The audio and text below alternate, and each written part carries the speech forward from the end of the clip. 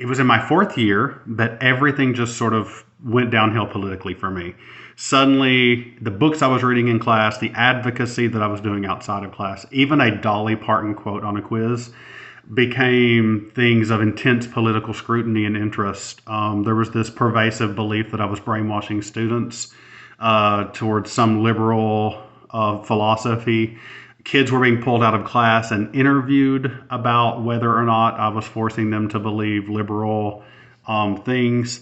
Other teachers would even come to the door and make jokes about it and say, well, they can fire you, but they can't kill you. And I really found myself frustrated and thinking, how am I supposed to find a sense of fulfillment when the people who are supposed to be in charge of protecting me seem hell bent on silencing me? Where will I find fulfillment?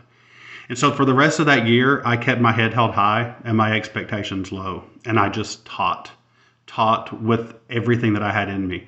And I took those French 1 and French 2 students and did everything I could to really instill in them passion and take them somewhere. And I did take them somewhere. We went to the World Language Festival.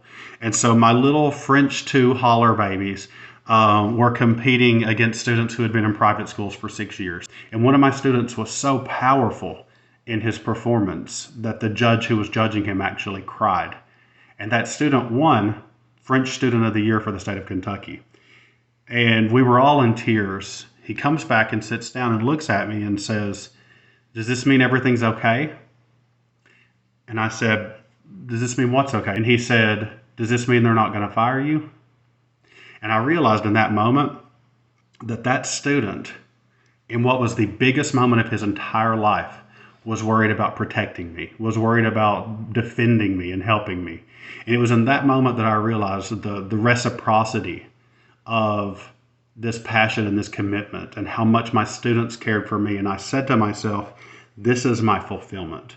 I will not give a damn the rest of the time that I'm teaching what anyone else is thinking. I will put everything I've got into helping these students realize their dreams, and I will protect them the way no one is protecting me.